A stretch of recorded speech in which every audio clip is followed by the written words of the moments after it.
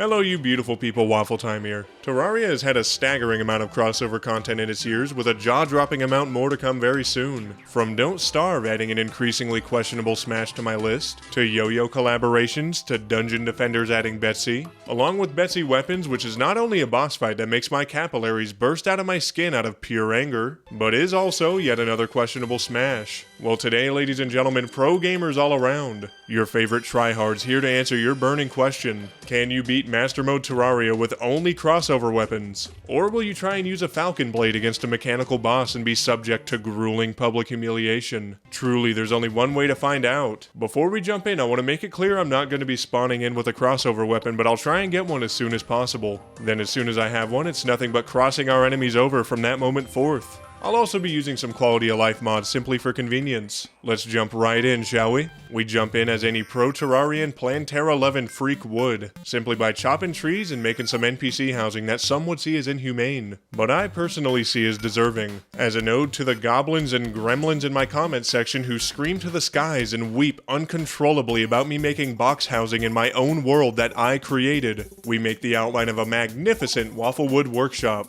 Upon heading left to explore a bit, an opportunity to drop some WaffleTime balls of knowledge in your morning soup presents itself. Did you know vulture talons aren't made for killing? They're actually made for holding things down while they rip flesh away. Did you know that? I sure didn't. Not until a vulture used those same talons to hold me down and expeditiously rip my man meat right off the bone. If this doesn't set a hard precedent for the entirety of the rest of the playthrough, I don't know what does. To make ourselves feel a little bit better after the great vulture incident of 2025, we put candy cane walls behind the Wafflewood workshop, thus converting it into Waffle's crispy candy cane crack house. Isn't it beautiful? We head to the right instead and oddly enough spot a golden chest wildly close to the surface. What would collecting loot be without interrupting spiders? We get a band of regeneration, which is certainly nice, but doesn't help us at all when we're stuck with a copper short sword that does nothing but tickle our enemies before they give us the triple twister blister vacuum seal 9000 combo. With this being said, we dig down and try to locate our first weapon. We have few choices at this stage of the game, and trying to obtain any which one of them gives me moderate to severe plaque psoriasis. We can get Abigail's flower if we have enough tombstones, the tentacle spike from evil bio mobs with a goddamn 0.19% chance, or get the rally yo-yo from creatures in the cavern layer at a 3.9% drop chance. That's right, thankfully for us, a handful of yo-yos in the game are actually crossover weapons, being that they're from a collaboration with One Drop. Seeing as we need accessories and armor anyways, we keep diving down the anal crevices of our elevator, finding silver, lead, our first life crystal, as well as a bat that knows how to target human urethras. Wonderful. We go down again, and after getting yet another bat lobotomy, we get more life crystals and ores, along with a beautiful pair of Hermes ones, which makes me blow a load so hard I could single-handedly put out the sun. We make a silver helmet, hell yeah brother, then find a flail, giving me crippling PTSD from the flails only playthrough. At this point we find ourselves at lava level, which is perfection, because with a cute little scoop of that goodness, we head directly to the Crimson, slap the lava down, and die immediately. That one's going on the long list of things I'll bottle up and take out on those around me in the future. Upon heading back, we build a coward pyramid, dig right underneath it, and simply wait, and wait, and wait, until finally, at long last. I'm just kidding, we spend over an hour of our lives that we'll never get back in the Pyramid of Doom and Misfortune, getting 2 fistfuls of fuck all. Seeing as that plan sat on my face, we make full platinum armor and start making a mob grinder. It's at this point that my immeasurable anguish and grief turns to leg-wobbling post-coitus euphoria fast enough to give me whiplash. Because after killing a bat with our pickaxe, we get the Bat, which is a crossover weapon from Don't Starve. To celebrate, we kill ourselves several times over. Thinking about how many comments that say WaffleTime fell off plague the start of each of my uploads. Yeah, sure, WaffleTime fell off the bed after pounding your mother silly style. We do this in hopes of getting Abigail's flower, because while the Bat is certainly a weapon, if we're gonna actually defeat our enemies rather than get publicly humiliated on various forms of social media for simply trying, we're gonna need all the DPS we can get. As if the game knew we were beginning to make even an inkling of progress, an evil presence begins watching us. We make a terrible arena, swinging our man and or woman dicks all over the place so the evil presence has no choice but to watch that happen, and with nothing but a bat, we brace ourselves for impact. It took up to this point to realize just how fucked I really am. Our weapon, and allow me to re-emphasize, while still a weapon, is slower than two 90-year-olds trying to make a last-second baby. We can barely flick the eye's chocolate starfish with our weapon without getting hit in return, and it should serve as no surprise that for the entire duration of the fight, we get ran to a degrading extent. We keep swinging and surprisingly get it into its second phase, where it sees that we're a bit far from home and beats our head to a red sludge to send us back. Thank you, Eye of Cthulhu, awesome. God damn it. We need more damage, more speed, more defense, more everything. The rally, while not as much of an absolute clobber knocker as our bat, will certainly get the job done much better. Since we have nothing better to do while waiting for Abigail's flower, we continue making our sweet, delectable farm. We start by hollowing out that sweet bottom going across 168 blocks. You've all been here before, you already know how this goes, who am I kidding? While building a platform, however, into our sweaty gamer hands falls the rally, just when I thought it was impossible to be any more erect at this given time. We return to the surface and lo and behold, an Abigail's flower growing just beside our crack home. Christmas sure came early for WaffleTime Inc., and we're here to make sure to spread holly jolly cheer all over the boss's faces. We give our arena the gas station rhino pill to maximize its size, but also ensure plaque in its arteries and heart failure within a week. And with that, we were ready.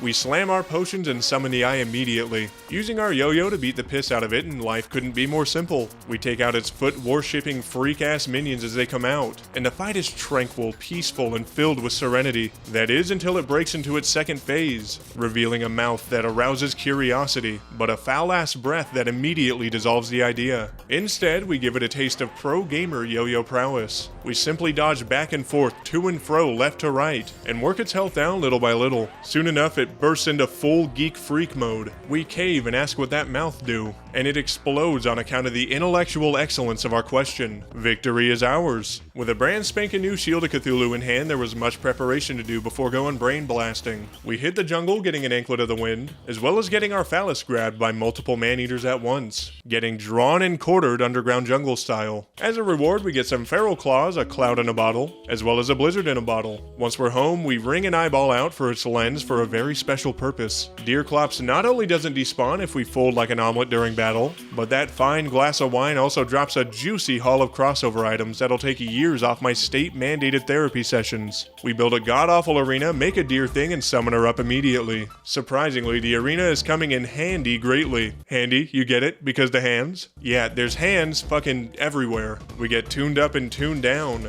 but still get a staggering amount of attacks in. Noticing one slight problem with this formula. We are doing less damage than chronic Twitter users inflict with their words. It is a long drawn-out fight, though it gets easier when I realize we could simply hit her with a brain fry method, aka the Dash Blaster Master technique. Traditionally speaking, we'd save this method to employ on that of Duke Fishron down the line, but on occasion, exceptions must be made. The Dash Blaster Master technique works incredibly, and soon enough, we achieve a first-time Epic Gamer Victory Royale. We break the bag open and wouldn't you know it, get a Houndius Shootius, which we can absolutely use to gun Deerclops' cheeks even further. And that we do. Employing the Dash Blaster Master technique once more for some Deerclussy realignment. We get yet another victory and pull ourselves a Pneumatic Horn. Fucking nice. We try the fight once again just to see what we get, only this time we die. Twice. At this point, I could take a bite out of my desk and let the splinters make their way down my digestive tract just to feel something again. But we have a bag to open and we get Lucy the Axe. Wow, daring today, aren't we? We try the fight again, and all goes well until we try using Lucy the Axe for all of 8 seconds and die immediately. Yeah, that's right, walk your big ass over there and think about what you've done. Perhaps she thought too hard. What would a sweet, romantic playthrough of Terraria be without pulling boss loot you already have? Wonderful. In order to boost our power even further, we need to activate Operation Goblin Creature Bullying Time, but we can call it Goblin CBT for short. We grind out some scouts at the beach, then we summon the little imbecilic freaks to stink up our land a bit. While we do end up dying repeatedly, Lucy the Axe turns all their goblin wives into widows with fair ease. Once we finish the event, we find the goblin cuck bound in a cave, left high, dry, and tied by the mechanic after the shoot finished. So we free him and buy rocket boots as well as a tinkerer's workshop. Back at home, we make lightning 11s to swag ourselves the fuck out, as well as a white horseshoe balloon for that sexy vertical maneuverability. We make the mistake of reforging, which made me want to grab the goblin tinkerer by his legs and swing him into walls repeatedly until they had a lime green hue. But I digress. Now that Operation Goblin CBT is complete, it's time for Operation Just End Life Quietly, or Operation Jelk for short. We break a handful of hearts, summoning the Brain of Cthulhu and getting directly into battle. The delectable combination of our houndiest shootiest Pneumatic Horn, Abigail, and Lucy's axe are goddamn decimating him. The first phase goes by quickly. We take out all the eyeballs in very short time by the combined efforts of our weaponry, and soon enough he breaks into his second phase where he tries to hit us with illusionary magic to throw us off. In response, I and all of my weapons keep jumping him in the streets of Brazil. We keep employing the Ass Blaster Dash Master technique, and with no threat to our physical, emotional, or mental well-being,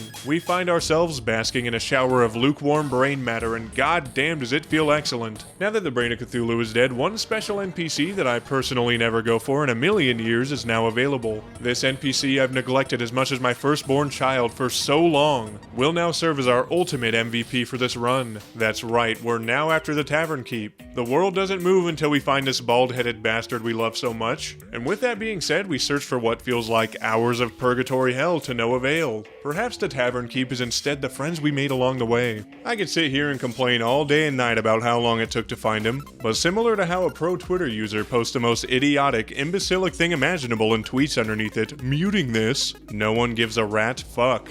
With that being said, we find him directly above our home and buy the Flame Burst Rod to start. We go to Hell next, and while embarking on an Epic Gamer Hellstone mowing session of the ages, we find information down here that's absolutely horrifying. Did you know that eating ass damages your short-term memory? Isn't that horrible? Even worse than that, it turns out eating ass can damage your short-term memory. I also learned we make molten armor topside, then promptly make an Old One's Army arena out of Crimtane brick, which if you didn't know is made out of meat. Thus, we've made the first ever waffle meat arena. Incredible. We can't use Old One's Army sentries outside of the event until we actually beat it, so we decide to completely cheese it up. We set up Hoik 1 and Hoik 2. Say that again? We start the event before my skin comes off from that joke, and the Hoik setup, without a doubt in my fat chungus mind, did not goddamn go insane. They simply jump right over, so we must beat them all to a pulp the old-fashioned way. We lay down as many sentries as possible and work our way through the waves one by one. We absolutely melt through the event with our axe, and eventually get to the last stage. An evil wizard is our final boss. He casts spells and summons the dead, and in response we give him the creep treatment. That's a resounding victory for WaffleTime Inc., and now we can use any of the Old One's Army sentries outside of battle. Beautiful. We fix our Hoik setup and do the event a few more times to grind out all the sentries, and to have some extra medals put away for our future needs. There's also one more thing we could get from the Tavern Keep that might just help us during our journey. So we brutally kill him in lava not once, not twice, not 3 times, not 4 times, not 5 times, not 6 times, but 7 goddamn times until we get the Ale Tosser. To be honest, after the first couple of times it was sorta just out of spite. If I'm being entirely real, I'm not sure how it'll compare to the glory of the Pneumatic Horn, but we'll see, I guess. Speaking of new weapons, we take down Deerclops. Not once, not twice, but 3 more goddamn times to get the Weather Pane. It ignores 10 points of enemy defense, which is creamy and steamy beyond comprehension. But now we need a mage setup. So we make a mana flower, then grind out spores as well as stingers in the jungle until we have everything we need to make jungle armor. There's nothing we could really get from defeating Skeletron besides a yo-yo from the dungeon, but I can't help but feel as if he's trying to usurp me as king boner of the land. So we go for him next. We build yet another awful arena, wait until night, and summon him up right away. We start spamming the Weather Pane, but it's only now I realize a single tornado can be out at once. I am in crippling agony by this fact, but we both fuck it and ball. We use the Weather Pane in tandem with our sentries, Abigail and Bombastic Pneumatic, and do totally mediocre damage. At this point, after we take out both of his gargantuan freak-ass hands, it occurs to me that if we don't boost our power, we're gonna have a worse time with the balls of flesh than the average way too literal internet user has with day-to-day life. I saw this bird in the road earlier and I saved its life. That way if the birds take over, they'll make me their new king. Really, I save birds because I'm a good fucking person. Shut up, just shut up and go get a job. Anyways, we soak him in damage, dreading the battle to come, and all of our stresses and worries are washed away when a Chippy's couch falls gracefully into our hands. I'm gonna partake in unspeakable acts on this couch. We hit the dungeon, beat the piss out of some skeletons, and make some necro armor as soon as we're home. The plan is to use the Weather Pane anytime we can, have Abigail out to do some passive damage in the early stages of the fight, and blast the dog shit out of the wall with the Pneumatic Block Heater. As of this point in time, there's only one way to see if our master master plan works. We make an arena for the Wall of Flesh,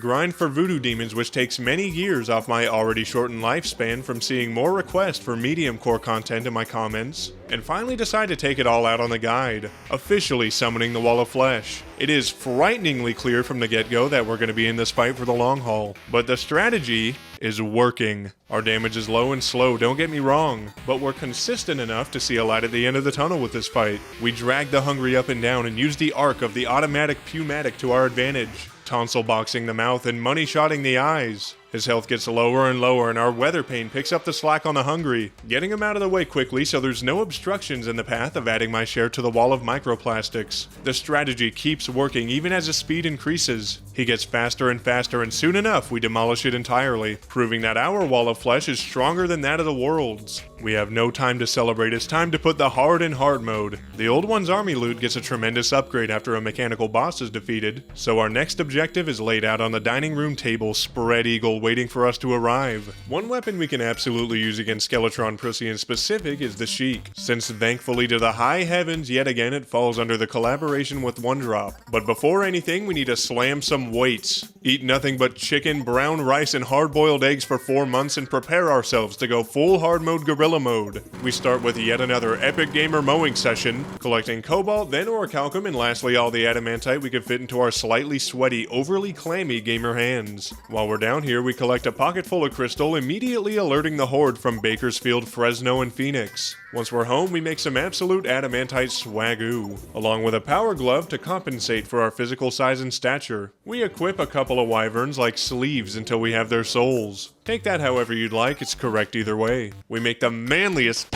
goddamn set of wings in existence, then take some time to grind out Souls of Light as well as Souls of Night. We make it back to the crib just in time to make our first hard mode weapon, the beautiful yo-yo we oh so desired. For one last upgrade to our power, we pay the jungle a visit and quickly bend Queen Bee over the office desk. Not for any of her loot of course, but simply for the witch doctor to move in. As soon as he's here, we grab the imbuing station, make ichor flasks, and we're officially ready to boogie like the world has never seen. As soon as night falls, we summon up Skeletron Prime and get to work immediately. This fight could not be going more goddamn rough. Our damage is slow but consistent, reminiscent of the battle with the Wall of Fleshlight. Our range is extremely limited, so we attempt to get close, and take 2 hits from Prime's charge, almost dying in the process and being branded eternally with the name of Skeletron Prime Headgetter. I will not have that, nor will the good people of WaffleTime Inc. Rule 34 of WaffleTime Inc. Never, and I mean goddamn never, get head from Skeletron. We take hits left and right from lasers and bombs, but find our rhythm quickly, simply putting distance until he charges,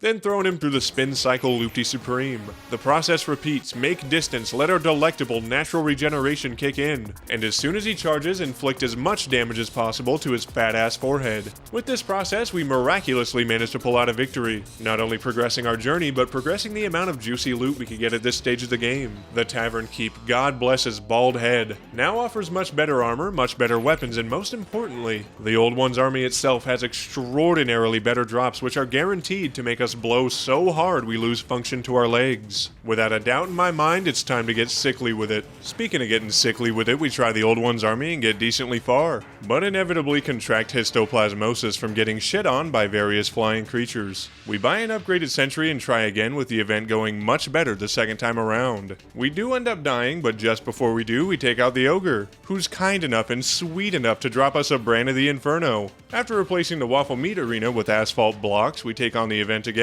and with the help of our speed, as well as our sexy new brand of the Inferno, which hits harder than your uncle who had 9 Modelos and has to prove by example to you that he would have gone to the NFL if it weren't for having kids, we managed to get far enough to take out yet another ogre. This time we not only get a Tome of Infinite Wisdom, but we also clear the event, getting fat stacks of medals along the way. In order to maximize our damage output with our Flame Burst as well as with our Tome of Infinite Wisdom, we grab a full set of Apprentice Armor with our hard-earned coin. We do the event yet again to grind medals, and sweet mother of hell, our setup is immaculate. We melt through the entire event, this time getting a ghastly glaive. With this newfound confidence that could topple at the slightest inconvenience and fold me entirely as a man, it's time to take on the other mechanical bosses. We summon the Destroyer, and holy mother of fuck, why haven't I used the Tome of Infinite Wisdom sooner? It is going insane against the Destroyer, sending waves through his fat, grotesque worm body with no remorse. And likely the most satisfying kill that'll happen during the remainder of this playthrough, we keep sending out gusts of Mountain Dew-scented gamer wind and sweep him up entirely. In a moment which could disintegrate my acceptance in myself as a human, we summon the twins immediately after. Using the Tome's primary attack, we send flurries of pages at Spasmatism, forcing him to read clickbait articles from social media, which rots his brain from the inside out. I'll just come right out and say it, this weapon takes the cake for the second best in the entire game, right behind the glory of Waffle's iron. We're able to keep an excellent amount of distance with this weapon, so we keep attacking, all the while dodging the Jarate jars that are lugged our way by Spasmatism. Soon enough, his second phase begins, and we keep flooding his cornea with brain rot. We dodge his now mechanicalized Jarate spray the best we can, and at long last he folds like an omelet. We see tears fall from Retinazer's eye. He may have no mouth and must scream, but we have an oiled up hot date with Plantera and must achieve succulent game progression. He heads into his second phase, but our damage is far too sexy for our own good. We keep up the fire and in little time turn him into scrap metal to melt down into a chastity belt for the Goblin Tinkerer. Supposedly, Plantera's been said to be approximately 10 feet tall. I'm 6'10" myself, so in preparation to go up on her tonight, we AFK to spread chlorophyte and life fruit just in case we need it. Unfortunately, while making the arena for said hot date with Plantera, I may have totally accidentally broken a bulb and summoned her. This, of course, results in her skipping the foreplay entirely and getting immediately into action. We quickly fashion the arena while she attempts to give us the Gorilla Grip combo, and while I'm not against this even in the slightest, we need game progression more than we need oxygen. We fire more pages out of our Death Note on a stick while giving her the Whirly Supreme treatment. While we are able to spin her right round like a record, the damage drop off from the last battle to this one is very, very apparent. The damage has unfortunately gone from being incredible to totally alright. Wonderful. Nonetheless, we breach into her second phase. While there's nothing more I'd love in this world than to discover more about her double tongue action, again, we must progress. We keep up the fire, attempting to keep distance while we attack, and all works accordingly. This is excluding the fact that when we get hit, it's for 100 plus damage. Fucking ouch. On that note, we weave in and out of her line of attack, and soon enough we manage to squeak out a victory.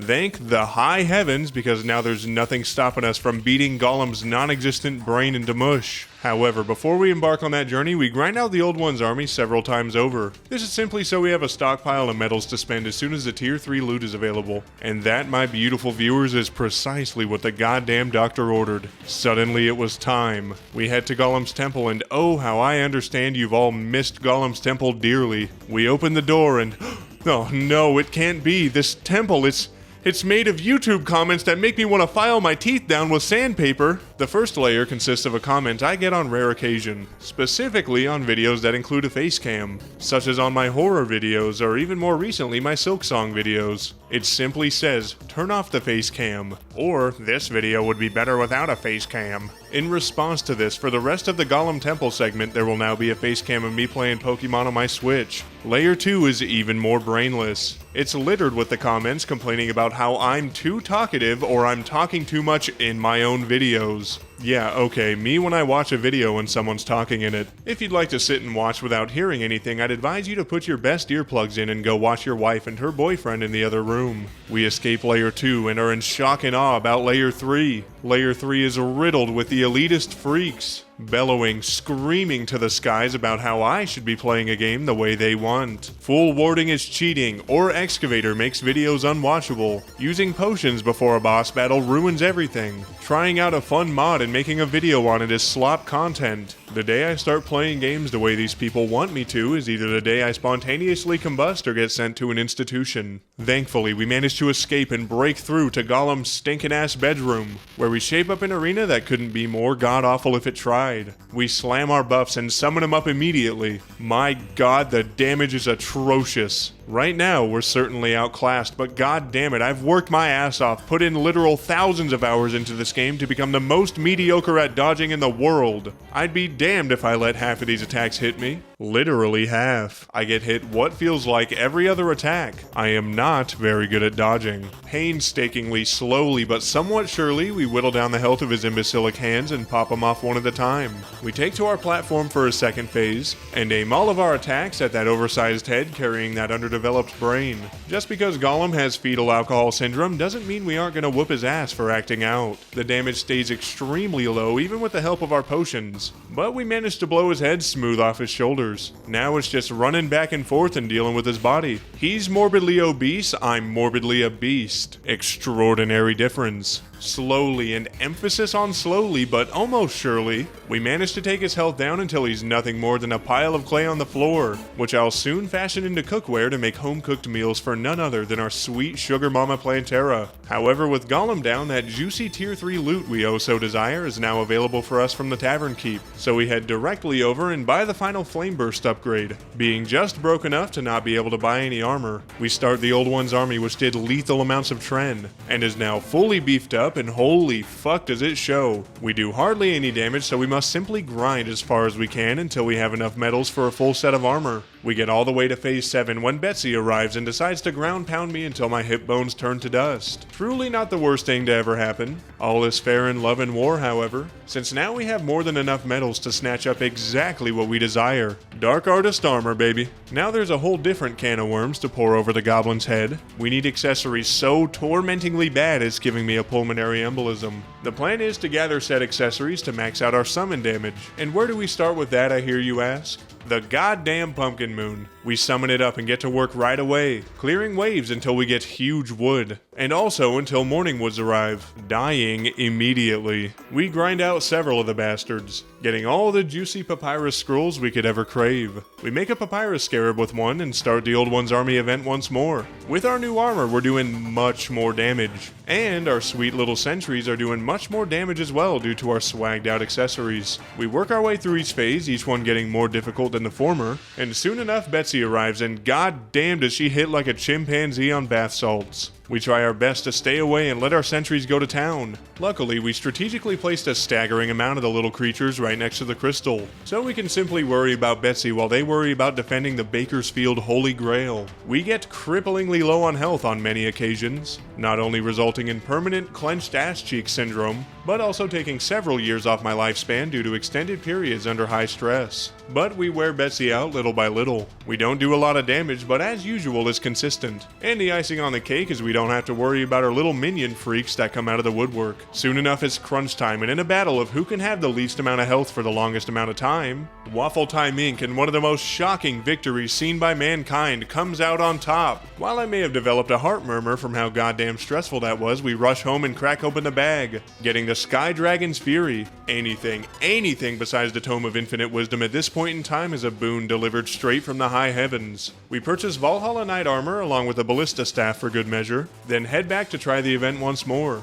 We blast through each phase, emphasizing aerial attacks in order to maximize the efficiency of our newfound weapon, and all goes fantastic. We get all the way to bouncing Betsy, and wouldn't you know it, that fight goes fantastic too. Much less teeth clenching, dare I say much less brain hemorrhaging than last time. The ballistas hit hard, and when we get hit, they go on a rampage. We work our health down, not running into too much trouble along the way, and we inevitably conquer and dom her once more. This time from her bag, we manage to pull Betsy's wrath. Ladies and gentlemen, pro gamers all around, it's settled. For the Moon Lord, we're going mage. We have a staggering amount of work to do. We start by going on yet another epic gamer mowing session, except this time is to get a puff of that sun-kissed, sweet glorified action. We head home, spend our net worth on a set of full Spectra drip, leaving nothing to our future family, and lastly beef up our accessories to be mage-oriented. If we're gonna take on a legless calamari man freak, we'll need all the speed we can get. With that being said, we catch a truffle worm, slam it on the floor a few times for trying to escape,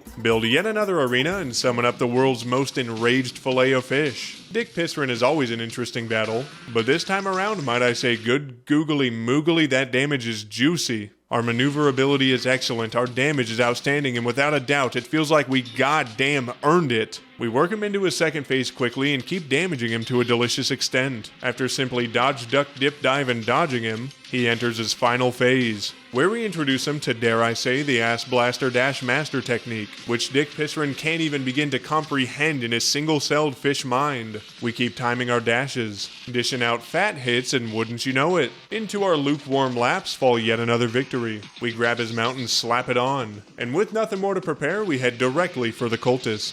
We take a brief brief moment to hear him out, but after hearing him throw the phrase skill issue around, we euthanize him immediately. The cultist takes an excellent amount of damage from our sexy new weapon. While he does dish out a lot of damage in return, we're able to null out the vast majority of his attacks with our own. After hearing the lunatic cultist's pathetic attempt to make his dead friends laugh by saying, "Get good," we do the world a service and explode him with our magic. With no time to waste, we go for the Stardust Pillar, cheese the bricks out of it, then ring it out. After that, we go for the Vortex Pillar, also cheese the bricks out of it, get my head blown smooth off my shoulders, then bludgeon it as well. We go for the Nebula Pillar next, get the bad touch, beat it, and lastly go for the Solar Pillar, which remarks about our dragon weaponry. I retort by saying I'll be dragging my ding-dong across their face, resulting in the pillar combusting entirely. We teleport home and ready ourselves for the Moonlord, and as soon as he spawns, we get directly into action by lighting up one of his hands. Our damage is fucking fantastic, and that in itself confirms it.